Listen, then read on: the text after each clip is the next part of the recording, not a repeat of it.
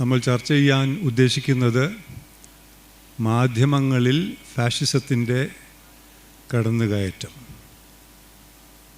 Fascism എന്ന് ഇവിടെ ഇത് വിഷയം അവതരിച്ചപ്പോൾ സൂചിപ്പിച്ചതുപോലെ ഫാഷിസത്തെപ്പറ്റി അടുത്ത കാലത്ത് ഒരുപാട് ചർച്ചകളുണ്ടായിട്ടുണ്ട്.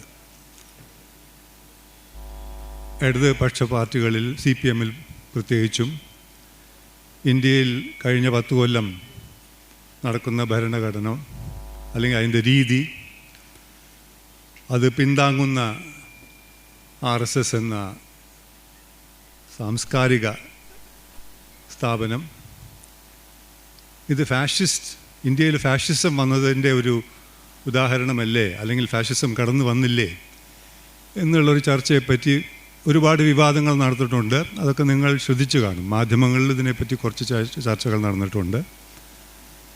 ഇതിനെ നമുക്ക് ഫാഷിസം എന്ന് വിളിക്കാൻ പറ്റില്ല എന്നൊരു വാദമുണ്ടായിരുന്നു. ഇതിനെ പ്രോട്ടോ ഫാഷിസം എന്ന് വേണമെങ്കിൽ വിശേഷിപ്പിക്കാം. ഒരു ഫുൾ ബ്ലോൺ ഫാഷിസം അല്ലെങ്കിലും ഫാഷിസത്തിന് വഴി കാണിക്കുന്ന ഒരു രീതിയിൽ ഉള്ള ഒരു പ്രവണതയാണ് എന്നുള്ള ചർച്ചയുണ്ടായിരുന്നു. എന്നാൽ ആ ഒരു ചർച്ച ഒരു തീരുമാനത്തിലെത്തി എന്നെനിക്ക് തോന്നുന്നില്ല. അതെപ്പോഴും ചർച്ച ചെയ്തുകൊണ്ടിരിക്കുകയാണ്. ആ ചർച്ച നടക്കുമ്പോൾ തന്നെ നമ്മുടെ ജനാധിപത്യം വലിയ അപകടത്തിലായി, നമുക്കറിയാം. ആ അപകടത്തിൽ നിന്ന് നമ്മൾ രക്ഷപ്പെട്ടു എന്നുള്ളൊരു വിശ്വാസം, ഒരു തെറ്റിദ്ധാരണ പോലും ആയിരിക്കാം, ഇത് കഴിഞ്ഞ ഇലക്ഷനിൽ നിന്ന് നമുക്ക് ഒരു ബോധ്യം വന്ന പോലെ തോന്നുന്നു. ഞാൻ ആദ്യം കൈകാര്യം ചെയ്യാൻ ഉദ്ദേശിക്കുന്നത്, ഇത് ഫാഷിസമാണോ? ഈ ഫാഷിസം നമ്മുടെ സാംസ്കാരിക രംഗത്തുണ്ട്, നമ്മുടെ രാഷ്ട്രീയ രംഗത്ത് പ്രത്യക്ഷമായിട്ടുണ്ട്, മാധ്യമരംഗത്തും ഇത് കടന്നു കയറിയിട്ടുണ്ട്. ആണെന്നാണ് എൻ്റെ വാദം. അതിന് കാരണമുണ്ട്. കാരണം എല്ലാ സ്വേച്ഛാധിപത്യവും ഫാഷിസ്റ്റ് ആയിക്കൊള്ളണമെന്നില്ല. ഇപ്പോൾ ഇലക്ഷന് ശേഷമുള്ള പാർലമെൻറ്റിൽ ഭരണകൂടം, BJP ഭരണകൂടം, അവരൊരു ക്യാമ്പയിനായിട്ട് എടുത്തിരിക്കുന്നത് 1975-77 ആ കാലഘട്ടത്തിൽ ഇന്ത്യയിൽ എമർജൻസി പ്രഖ്യാപിച്ചത് കോൺഗ്രസ് ആണ്. ഇന്ദിരാഗാന്ധിയുടെ കോൺഗ്രസ്. ഇന്ദിരാഗാന്ധി പ്രധാനമന്ത്രിയായിരുന്നപ്പോൾ അതാണ് നമ്മൾ നേരിട്ട ഏറ്റവും വലിയ അപകടം, നമ്മുടെ ജനാധിപത്യം നേരിട്ട ഏറ്റവും വലിയ അപകടം എന്നുള്ളതാണ് അവരുടെ വാദം. എമർജൻസി ഇവിടെ എന്നുള്ളതിൽ യാതൊരു സംശയമില്ല, നമുക്കെല്ലാവർക്കും അറിയാം. ഞാനൊക്കെ അന്ന് വിദ്യാർത്ഥിയാണ് കോളേജിൽ. അതിൻ്റെ സ്വഭാവവും നമുക്കറിയാം. വളരെ രൂക്ഷമായിരുന്നു. ഒരു പ്രഖ്യാപിത അടിയന്തരാവസ്ഥയായിരുന്നു അത്. അതിന് ചില റൂൾസ് ഉണ്ടായിരുന്നു. ഇതൊക്കെ ചെയ്യാം, മാധ്യമങ്ങൾക്ക് ഇതൊക്കെ ചെയ്യാം, ഇതൊന്നും ചെയ്യാൻ പാടില്ലാത്തതായിരുന്നു കൂടുതലും. ഒഫീഷ്യൽ സെൻസേഴ്സ് ഉണ്ടായിരുന്നു. അത് മറികടന്ന് വേണം എന്തെങ്കിലും പബ്ലിഷ് ചെയ്യാൻ. അത് സ്വേച്ഛാധിപത്യമായിരുന്നു. കാരണം ഹാന അരൻഡ് ഒക്കെ പറയുന്ന പോലെ ഫാഷിസം എന്ന് പറയുന്നത് ടോട്ടാലിറ്റേറിയനിസമാണ്. അതും അതോറിറ്റേറിയനിസം, സ്വേച്ഛാധിപത്യം എന്ന് പറഞ്ഞാൽ അതോറിറ്റേറിയനിസം തമ്മിൽ വലിയ വ്യത്യാസമുണ്ട്. ടോട്ടാലിറ്റേറിയത്തിൻ്റെ മലയാളം എൻ്റെ മലയാളം അത്ര ഗംഭീരമല്ല. ഞാൻ നോക്കിയപ്പോൾ സമഗ്രാഹിപത്വം എന്നാണ് ഞാൻ മനസ്സിലാക്കുന്നത്. സമഗ്രാഹിപത്യം എന്നാണ് മനസ്സിലാക്കുന്നത്. എന്ന് വെച്ചാൽ എല്ലാ രംഗത്തും എമർജൻസി വിനോ അതൊരു ഡിസ്റപ്റ്റീവായിരുന്നു. നമ്മുടെ പൊളിറ്റിക്കൽ പ്രോസസ്സിനെ ഡിസ്റപ്റ്റ് ചെയ്തൊരു ഘട്ടമായിരുന്നു. പലവരും ജയിലിൽ പോയി. മാധ്യമങ്ങൾക്ക് അതിൽ വലിയൊരു തിരിച്ചടി ഉണ്ടായി. മാധ്യമങ്ങളായിരുന്നു അതിൽ ഏറ്റവും വലിയ, എനിക്ക് തോന്നുന്നത്, ഒരു ഇൻസ്റ്റിറ്റ്യൂഷൻസാണ് വെച്ച് നോക്കുമ്പോൾ സഫർ ചെയ്തത്. പക്ഷേ there was not a process of a totalizing control of society and politics and culture. അത് ഈ കഴിഞ്ഞ 10 കൊല്ലമായി വളരെ ഡിസ്റ്റിങ്ക്റ്റായിട്ട്, ഷോർ ഫുട്ടഡായിട്ട് നടക്കുന്നുണ്ടെന്നുള്ളതാണ്. ഈ ടോട്ടാലിറ്റേറിയനിസം അല്ലെങ്കിൽ സമഗ്രാഹിപത്വത്തിൻ്റെ ഒരു വിശേഷത, അത് ജനങ്ങളെ അതിൻ്റെ മാറ്റിയെടുക്കുക എന്നുള്ളതാണ്. ഇപ്പോൾ എമർജൻസി കാലഘട്ടത്തിൽ NCERT ടെക്സ്റ്റ് ബുക്സായിട്ട് വലിയ ഒരു ഇടപെടൽ സർക്കാർ നടത്തിയോ എന്ന് ചോദിച്ചാൽ ചെറിയ തോതിലൊക്കെ എന്തെങ്കിലും ചെയ്ത് കാണും, ഉണ്ടായിട്ടില്ല എന്നാണ് ഞാൻ മനസ്സിലാക്കുന്നത്. സാംസ്കാരിക രംഗത്തിൽ ഇതിഹാസം, സയൻസ് ഇതൊക്കെ തിരുത്തി എഴുതുക, മാറ്റി എഴുതുക, സയൻറ്റിഫിക് ടെമ്പർ എന്ന് പറയുന്നത് ഇല്ലാതാക്കുക, സെക്യുലറിസത്തെ ചോദ്യം ചെയ്യുക, കോൺസ്റ്റിറ്റ്യൂഷന് തന്നെ ഒരു ഒബ്സ്റ്റക്കിളായി കാണുക. ഇതെല്ലാം ഭരണകൂടം ചെയ്യുന്നത് ജനാധിപത്യത്തിന് വേണ്ടി എന്നുള്ള വാദം വച്ചിട്ടാണ്. ഇത് തന്നെയാണ് ടോട്ടാലിറ്റേറിയത്തിൻ്റെ ഒരു മെത്തഡോളജി. അതിനവർ പുതിയൊരു കോൺസ്റ്റിറ്റ്യൂഷൻ കൊണ്ടുവരണമെന്നൊന്നുമില്ല. നമുക്കറിയാം 1938 ഹിറ്റ്ലറിൻ്റെ ഒരു സ്ട്രോങ് റൈസ് വരുമ്പോൾ ഹിറ്റ്ലർ ജർമ്മനിയിൽ പ്രത്യക്ഷമായിട്ട് അദ്ദേഹത്തിൻ്റെ ഒരു രീതി അടിച്ചേൽപ്പിക്കുമ്പോൾ അന്ന് അവിടെ ഒരു കോൺസ്റ്റിറ്റ്യൂഷൻ നിലവിലുണ്ട്. വൈമാർ കോൺസ്റ്റിറ്റ്യൂഷൻ എന്ന് വിശേഷിപ്പിക്കും. വൈമാർ റിപ്പബ്ലിക്കിൻ്റെ കോൺസ്റ്റിറ്റ്യൂഷൻ ഉണ്ട്. അത് ഹിറ്റ്ലർ മാറ്റാനൊന്നും നോക്കിയില്ല. കാരണം അത് മാറ്റേണ്ട കാര്യമില്ല. അതേ കോൺസ്റ്റിറ്റ്യൂഷൻ്റെ മൂല്യങ്ങളെ മുൻനിർത്തി ഇതിനു വേണ്ടിയാണ് എന്നുള്ള ഒരു പ്രിറ്റൻസിൽ ഒരു കപട എന്താ പറയുക ഭാവത്തിൽ he was carrying on the agenda of fascism, of Nazism in the context of Germany. അപ്പോൾ ടോട്ടാലിറ്റേറിയസത്തിന് വേണ്ടത് രണ്ട് കാര്യങ്ങളാണ്. ഒന്ന് ഫാഷിസ്റ്റിക് ടോട്ടാലിറ്റേറിയത്തിന് വേണ്ടത് റേസ്, അല്ലെങ്കിൽ ഒരു othering a part of your population to make it look different. Minorities, as far as Nazis were concerned, it was primarily about the Jews and to a lesser extent about gypsies. ഇവരൊക്കെ ഒരു lesser പീപ്പിളാണ്, culturally racially inferior ആണ്. ഇവരെ മാറ്റണം, ക്രമേണ eliminate ചെയ്യണം. എന്നാലാണ് നമ്മുടെ ഒരു ആര്യൻ എന്താ പറയുക brotherhood, Aryan superiority of race, അതിൻ്റെ ആധിപത്യം സ്ഥാപിക്കുക എന്നുള്ളതായിരുന്നു അവരുടെ അജണ്ട, പൊളിറ്റിക്കൽ അജണ്ട. അതിനുള്ള സോഷ്യൽ ആൻഡ് കൾച്ചറൽ കണ്ടീഷൻസ് ഉണ്ടാക്കുന്നു. So it was a totalizing influence. എല്ലാം പറയുമ്പോൾ ഇതും പറയണം, ഒരു ഘട്ടത്തിൽ മാർക്സിസത്തിൽ അല്ലെങ്കിൽ കമ്മ്യൂണിസത്തിലും ഈ ഒരു പ്രവണത ഉണ്ടായിരുന്നു. ഇല്ല എന്ന് പറയാൻ പറ്റില്ല. ഒരു സ്റ്റാലിൻ്റെ ഒരു രൂക്ഷകാലത്തെ ഒരു കമ്മ്യൂണിസം എടുത്തു നോക്കിയാൽ ഈ ടോട്ടലൈസിങ് ഒരു ടോട്ടാലിറ്റേറിയൻ ഫിലോസഫി ആയിരുന്നു എന്ന് വേണമെങ്കിൽ വാദിക്കാം. അതിൻ്റെ വളരെ എക്സ്ട്രീം ഫോമാണ് നമ്മൾ പോൾ പോട്ടിസത്തിൽ കണ്ടത്. കംബോഡിയയിലെ പോൾ പോട്ടിസ് അതൊരു വളരെ ഫാഷിസ്റ്റ് റെജീമായിരുന്നു, വളരെ ക്രൂരമായൊരു ഫാഷിസ്റ്റ് റെജീമായിരുന്നു. പക്ഷേ ദോസ് ആർ ആബറേഷൻസ്. കാരണം അത് മാർക്സിസത്തിൻ്റെ മൂല്യങ്ങളിൽ നിന്ന് തന്നെ മാറി ചെയ്ത ഒരു it was against the tenets of Marxism, because Marxism talks about dialectical materialism. So there you cannot have a totalizing influence. You have synthesis, you have say a process of synthesis that becomes a new thesis, antithesis, synthesis. Ingane it develops. Society, civilization, values develop in the process of dialectical progress. എന്നുള്ളതാണ് അതിൻ്റെ at least the philosophical sense. അതിലൊരു ആബറേഷനായിട്ട് ഈ ഒരു excess ഉണ്ടായിരുന്നു. അതെടുത്ത് പറഞ്ഞില്ലെങ്കിൽ അത് മാത്രം എന്ത് മാറ്റി നിർത്തി എന്ന് ചോദിക്കും പലരും. ബട്ട് ഫാഷിസത്തിൽ യാതൊരു എക്സെപ്ഷൻസും ഇല്ല. Fascism is a racist creed. It is an exclusionary creed. It is meant to othering ആണ് അതിൻ്റെ process.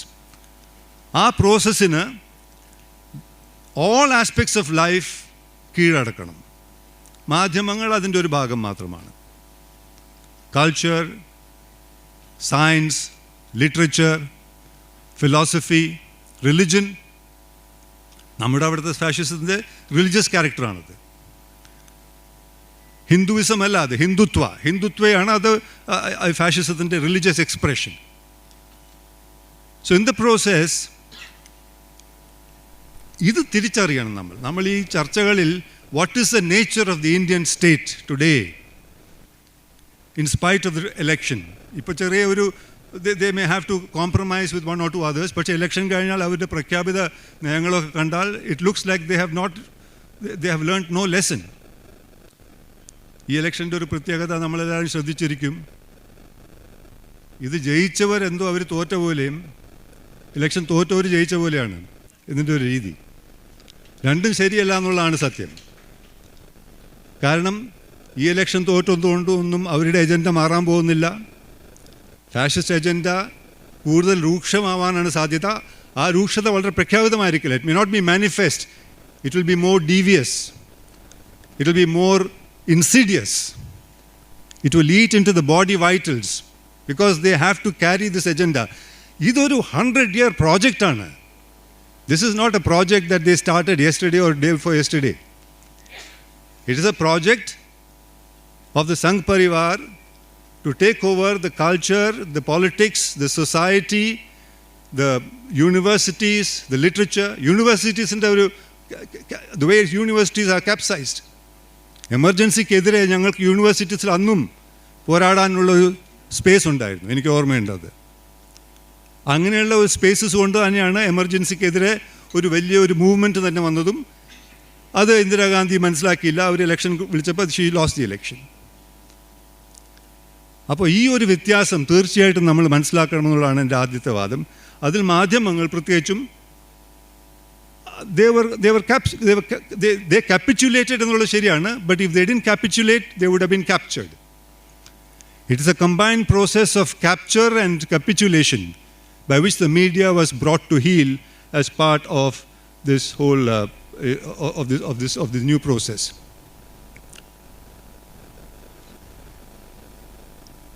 One of the distinguishing aspects of this ടോട്ടാലിറ്റേറിയസം ഇതിൻ്റെ ഒരു അതോറിറ്റേറിയനിസത്തിൻ്റെ വ്യത്യാസം മാധ്യമ മുഖാന്തരം മനസ്സിലാക്കാൻ പറ്റുന്നതാണ്.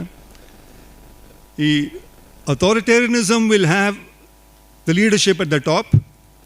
Then there'll be many. It's like a pyramid. Imagine it like a pyramid. Hannah Arendt has explained this. And then every layer is carrying forward the agenda of the top, and also feeding back to the top and getting cues from the top, getting directions and feeding back the responses and reactions. So there's an interactive kind of process in a pyramid. When authoritarianism becomes tyrannical, tyrannikum നമ്മൾ സ്വേച്ഛാധിപത്യം എന്ന് തന്നെ പറയാം. It becomes വളരെ രൂക്ഷമാകുമ്പോൾ it becomes tyrannical. Instead of the intervening phases, you have bayonets. This is how Hannah Arendt explains it. You have the top, and the top is held together by a series of bayonets. You imagine a lot of bayonets which are keeping the top intact. Whereas in totalitarianism, this is not the structure. It is like an onion. And the leadership is in the center of the onion. Around it are patterns which go contradictory to one another. It's not a uniform pattern. So it will play certain patterns, it will change the pattern, but the core will remain solid. And the patterns, as you come to the periphery, the lesser important aspects of the organization, it will continue to simulate, to mislead, to make you think that they've become moderate, to make you think that they are temporizing with the situation. But in fact, newer devices of carrying forward the agenda are taking place. So that is the process that we find difficult to even penetrate, which is why we often say that what we are facing today is called a undeclared emergency. What happened? That is true. Because if you look at the number of things that are taking place, emergency was a situation where you could not report, you could not write anything against the government policies. A false idea that this is the way you will arrive at a more efficient, a more productive, government which will do well for the people. That must have been at least the rhetoric. Whereas in fascism, it is how you make every citizen part of your agenda. And those who are not part of the agenda are the races which are, or what you call the othered, the people to be othered. In our context, it is the Muslims, it is the Christians, it is probably the other religions. So it is a homogenizing, hegemonizing, totalitarian kind of culture, and that is arguably happening in the way it is happening nowhere else in the world except in India and Israel. One of the attributes of this characteristic, which affects the media very strongly, is there is a process of what I call lexical cancel culture. Lexical cancel culture, which is language. In the language itself, certain things are not allowed. Certain terminologies are not allowed. You call it a cancel culture is one of the new terms today. You other somebody to an extent that you cancel the person. They used to say about Stalin's era that you could airbrush somebody from a photograph and that person ceases to be in history. You remove someone from history that way. Cancel culture is happening not for historical reasons to old people, but here and now. Take the idea of Hindutva, for example. And the media cannot talk about this. Take for example, a term which everybody in the media is very scared of using now. The term is called Sanatana Dharma. Why are they afraid of using the term? Because Sanatana Dharma is equated with Hinduism. Sanatana Dharma is supposed to mean Hinduism. If you wrote to any newspaper an article and mentioned the word Sanatana Dharma, the editor is bound to look at it and find out whether he should let it go or not. But Sanatana Dharma is not Hinduism. Sanatana Dharma is the underbelly of Hinduism. It is all that is undesirable in Hinduism. It is what enables untouchability in Hinduism. It is what creates a hierarchy in Hinduism. And nobody fought Sanatana Dharma in Hinduism as powerfully as the greatest Hindu alive, or India has ever seen, Mahatma Gandhi. His arguments throughout against untouchability was that I have to fight with what he called Sanatanists. He made a difference between Sanatanists and Hindus. Hindus are everybody, the inclusive, including Dalits, untouchables, and all the other castes who belong to that, who at least profess belief in that. Whereas Sanatanists believe in exclusion, in othering, in seeing them as an inferior race. It is a race idea. Caste is a race idea. It is a caste idea. It's a caste ideology. Which is why when you say Sanatana Dharma today, it is seen as you have said something shocking. It's seen as if you have said something anti-Hindu. That's not what Sanatana Dharma is.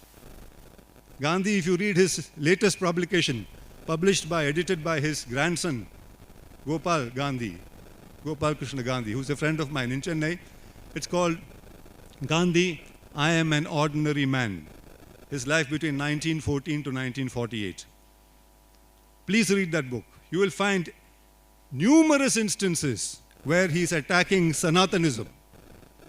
He comes to Kerala, where we are, and has a lot of arguments with Nambudris in Kerala, who tried to prove to him that the books, the Vedic texts, have actually allowed this kind of hierarchy, and not only hierarchy of othering, outcasts, the concept of outcasts.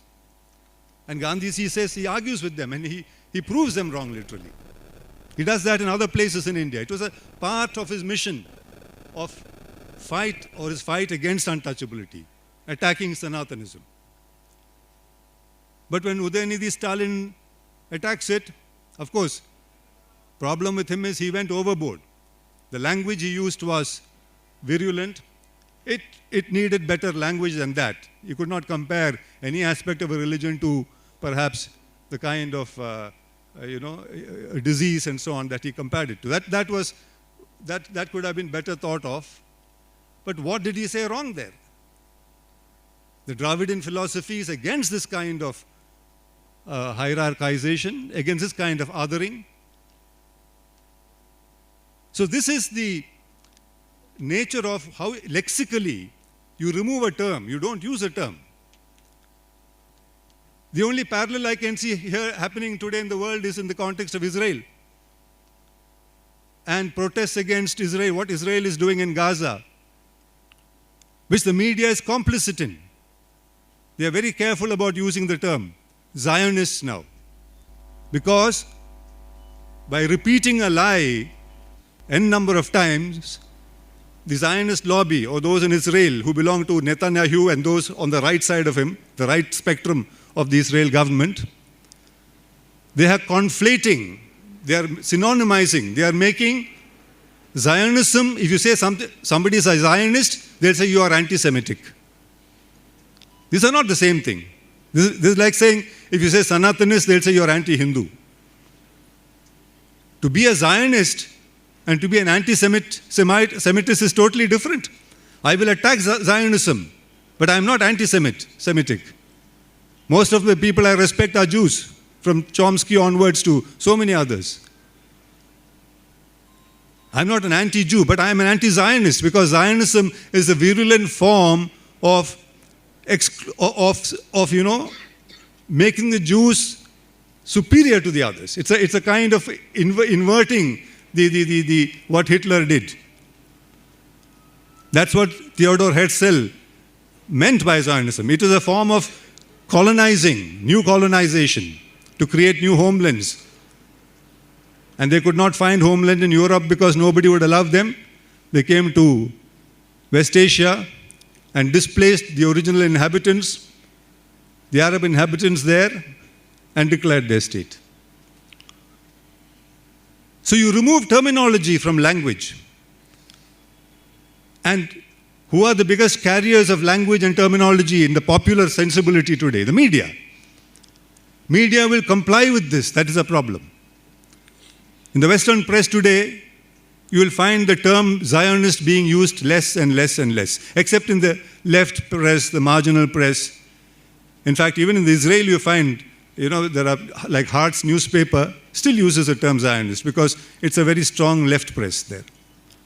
But mainstream newspapers, including, say, the New York Times or Guardian or Washington Post, they are very, very careful about using the term Zionist. And they use it sometimes as if they are conflating Zionism with anti-Semitism. I'm using it as an example to show how terminologies, fascism actually creates or removes not just people from the public realm and from the public discourse, but also terminologies, concepts, and ideas. So that is one other aspect in which the media, I think, is abetting fascism. Gandhiji famously saw this. He saw that the incipient rise of the RSS in India was dangerous. He saw that. Sardar Patel understood it. Of course, when Gandhiji was assassinated, we had proof of that. Although it may not be technically RSS, it was people of that persuasion who did away with the father of the nation. And the RSS was therefore banned for some time by none other than Sardar Patel. However tall the statues the present rulers make for him, they cannot forget that he was the one who banned their organization. And for good reason. Because Gandhi saw that Gandhi was a Ramarajya man. When you talk to Gandhi, you think of Ramarajya. Some of us in our student days used to be critical of that because he should not be using a religious terminology for a secular state. But today we are a little wiser because his Ramarajya was inclusive. And the number of fasts he went particularly for the other religious minorities, particularly Muslims, what's happening in terms of mob violence. He famously said, these people, lete hai naam Ram ka, karte hai kaam Ravan ka. That's how he characterized it. Lete hai naam Ram ka, karte hai kaam Ravan ka. Ivar Ram's peru uddharikunnu, Ravanante joli cheyunnu ennalladanu. Because his metaphoric world was Ramayana. So he uses, metaphors and ideas and examples from there. But he had a strong sense of what was right and what was wrong. And what was not Hindu and what was, anti-Hindu. So what I'm saying is we cannot have discourses like that today. We cannot have a discourse about more than one Ramayana today. Because that will be seen as attacking an increasing tendency to monotheize, to Semitize, shall we say, Hinduism. Because you need a book Christianity has a book. Islam has a book. Zoroastrianism has a book. Hinduism doesn't have a book. So it has to be Bhagavad Gita or Ramayana, or a combination of the two. And therefore you can only have one Rama. You cannot have versions of the Rama. Here in the south of this country, we know we have grown used to calendar art made in Shivakashi. They give us all the concepts of gods, but sometimes very persuasive, where the godhead of Rama with Lakshmana on his side and Sita on one side and Hanuman at the knee down is a pacific image. It's an image of peace. It's a benign image. It's not an image of war or aggression. Over the last 10 years, this has been converted. I mean, even the whole agenda was to convert this pacific image into this man who is stringing a bow to an arrow for war and acquiring territory and people for a religion. So you see how you convert an image, an idea, an iconic sense which is seeped into the minds of the people all out of context and make it exactly the opposite of that. The media played into this. The media feeds this. Of course, the example of how the media played into the agenda of the right is the biggest example that is staring you in your face is the 2024 election. And all the predictions about what the election will do, who will win, what. The so-called psephologists, pollsters, many of them commissioned by the media, many of them I suspect concocted by the media, many of them given as press handouts by those who were in power and wanted to come back to power with a bigger majority. Not one of them got it right.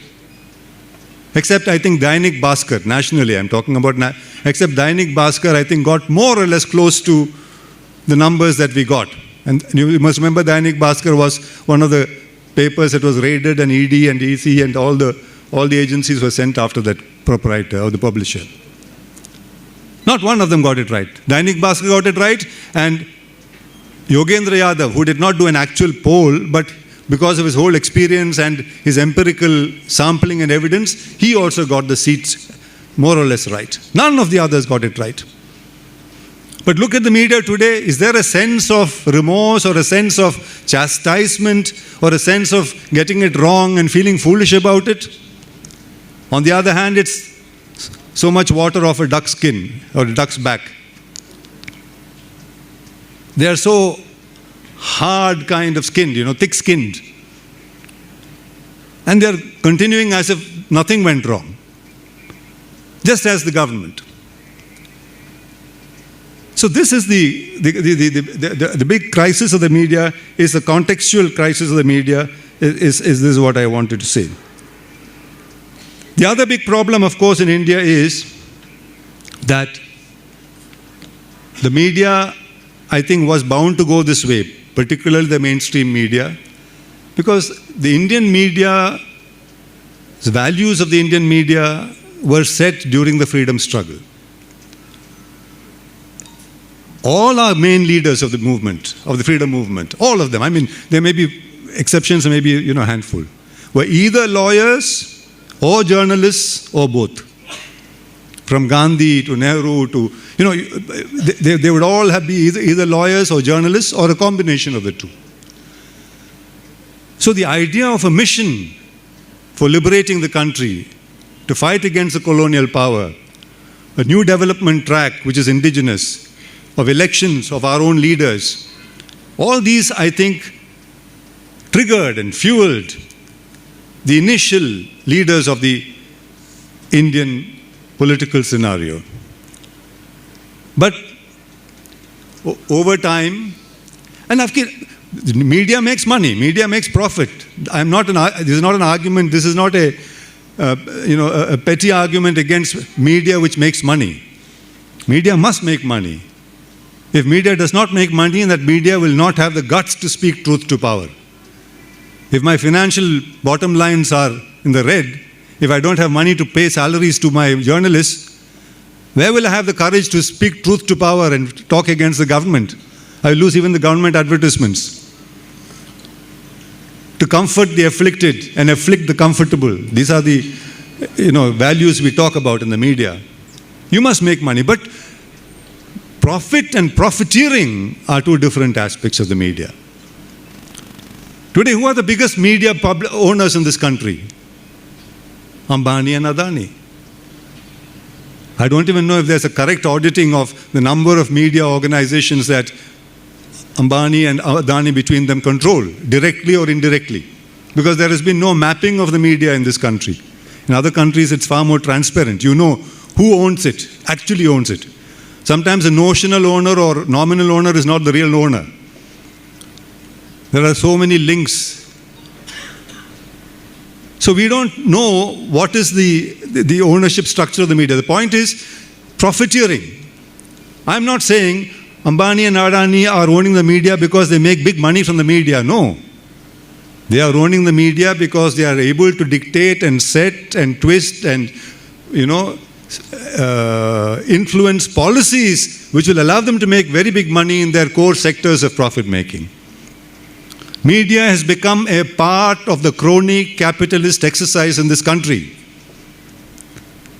By the major capitalists of the country, media has been inducted into the campaign of crony capitalism. We may not see it as ordinary readers or viewers or listeners or consumers of the media, including digital media. There are exceptions to this. Unfortunately, the exceptions are more outside the mainstream press. So there is a fascistic and capitalism, crony capitalism is a part of the fascistic agenda. When Hitler was ruling Germany, he used to actually get people from the United States and give them awards.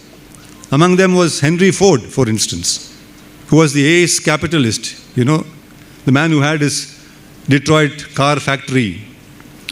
And he said his idea of a choice for the people was everybody can have a car of any color that he wants as long as it is black.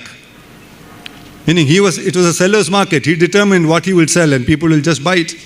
He was called and honored by Hitler. There were similar other capitalists. None of this actually comes out in the media too much. You must read these in history books. You must read these in biopic accounts. In fact, this piece of nugget came to me by reading part of the Nazi accounts, history. And it was, of course, endorsed. You find that. Because after having got it, they are afraid. They want to airbrush it away from their lives.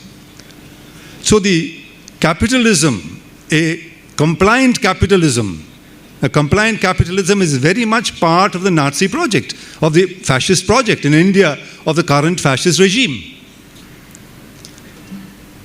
The industrialists whose names begin with the first letter of the alphabet, A, are part of that scheme. But I have not seen media not disclose this, use this as a template to assess what is happening.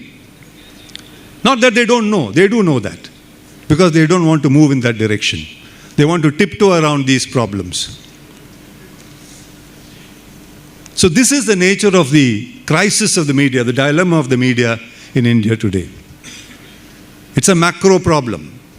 It's not something that media practitioners can change. And yet, the only people who are defying this are the digital media journalists, those startups who don't know, in fact, at the end of the month whether they have enough money to pay their few journalists, like Wire or Scroll or, I don't need to mention and independent, fierce journalists who are looking at fake news and calling it out each time, like Mohammed Zubair, or Siddiq Kapan, who goes to cover a rape and gets caught in that whole problem in Hathras, and he's in jail, under trial, treated in a most shabby manner. Or those who want to talk about an alternative campaign, who get dubbed as anti-nationals, whose computers are confiscated, and whose computers are then fed with false information which will compromise them, like has happened in the Algar Parishad or Bhima Koregaon case. None of them is finally convicted. When the case goes to trial, they get bail. They come because there is no evidence. And luckily the courts have continued to look for evidence, at least so far. So this is the pathetic state of the rights and freedoms of our people, and the media can only be a reflection of that. So we have a compliant media, we have a media which is, in my view, a apology of a media, the mainstream media. It could do a lot more. It's not good, the test, litmus test of a media is how do you oppose when times are difficult.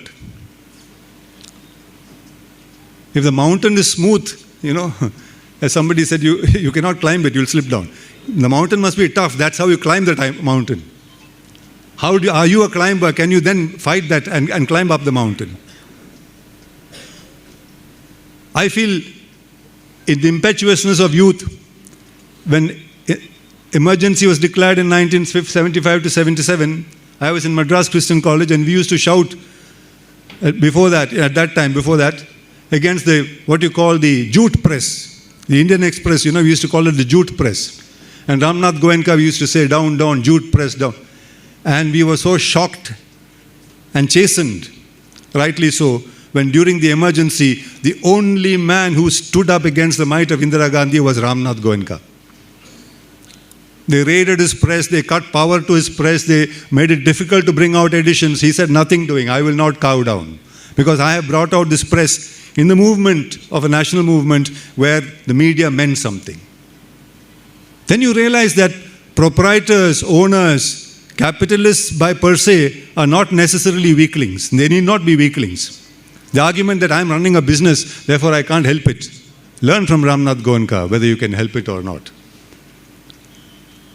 So we have examples of that kind, but the easy way out, because you've moved into the market model, that became even more acute in the 1990s with liberalization and globalization, the idea of the media as a market phenomenon, which was an American idea. But in America it works because there are strong freedom of protections for the press. The American Constitution stipulates that you cannot tamper with with the freedom of the press. The First Amendment of the US Constitution says, Congress shall make no laws which abridge the freedom of the press. We don't have anything like that here in the Indian Constitution. We have a fundamental rights chapter. We have Article 19, 1A and G of the Constitution, which talk about freedom of speech, freedom of expression, freedom of movement. These are rights granted not just to press, but to any citizen of India. So any citizen of India can practice expressions of freedom, either through the media or otherwise, using these rights. It's a derived right, not a prescribed specific right. And that's the difference. So in the US, the media being a market phenomenon, because they think the idea in the US was there should be, the idea was taken from a famous John Milton's Areopagitica in the 17th century, which said, whoever knew truth put to the verse in a free and open encounter. Whoever knew truth put to the verse in a free and open encounter. If you have a free and open encounter, truth will emerge. So it doesn't matter whether capitalists or socialists or others are fighting, but they all collide, you have different points of view. From that, truth will emerge. And that was picked up by a Supreme Court judge, Oliver Wendell Holmes, to say this is called the marketplace of ideas. The US calls it the marketplace of ideas. Adinte oru bhagamana the US press. In India, we don't have a marketplace of ideas. We have only a marketplace of commodities, of profit making, of conspicuous consumption. And you put the press there, the press becomes a commodity. It becomes a consumer item. Where will it have any, shall we say, a larger, profounder sense of how to exercise its freedom? So there's a structural problem there. And to compound the structural problem, there is fascism staring down the whole process. And I don't think we should be complacent at all. I'll end by saying this. I don't think we should be complacent at all about the 2024 election. Of course, it is a breather. It gives you a relief. It gives you time to think. But sometimes I'm getting worried when I see the euphoria. It's almost as if, as I said, the losers are celebrating victory. The victors are more careful. They know this is not a victory. And therefore, it's important for us as citizens of this country. Every nation gets the democracy it deserves. Citizens get the democracy it deserves. Media, also it's true. You get the media that you deserve. Otherwise, as has been happening for a long time, the fourth estate will become the fifth column of our democracy. നമ്മുടെ നാലാം തൂണ് നമ്മുടെ അഞ്ചാം പത്തിയായി മാറും. We should be careful about that, and the people have to be vigilant about the media. The media is yours. If you don't consume the media does not exist. And therefore the media cannot become a surrogate for fascism, wittingly or unwittingly. The media cannot become a vehicle for making India fascistic. The media cannot become a vehicle for othering. Hate plus hate. I read this in the Reader's Digest when I was a student. Somehow it stuck to my mind. Hate plus hate, but equals hate. Unhappy gain, despairing state. Hate plus love invokes a light, subtracts from hate its darkened might. Don't add at all to hate and strife, for what you add becomes your life. We have gone through 10 years of hate politics. It is not us in this room, I think, or at least not the majority of us in this room. It is not the liberal classes in India. It is not the media. It is not the academia who brought about this change. It is the rural Indian, the common Indian, the farmer who agitated, who recognized that this is an unethical government and it must be brought down. Left to us, we will still be hedging. We will still be quarreling. We'll still be debating whether this is fascism or proto-fascism or totalitarianism or authoritarianism or tyranny. The time for such hedging and such hair-splitting is over. Recognize the elephant in the room for what it is and refuse to be cowed down, refuse to be compliant, because far more than you, your entire future, people behind, after you, have a lot more to lose. So with these few words, I'd like to thank you for this opportunity and tell us that media is supposed to be the fourth pillar, to be vigilant about democracy. We are unfortunately or fortunately for us in a situation where we need to be vigilant about the media and make sure that it is vigilant about democracy. Thank you very much.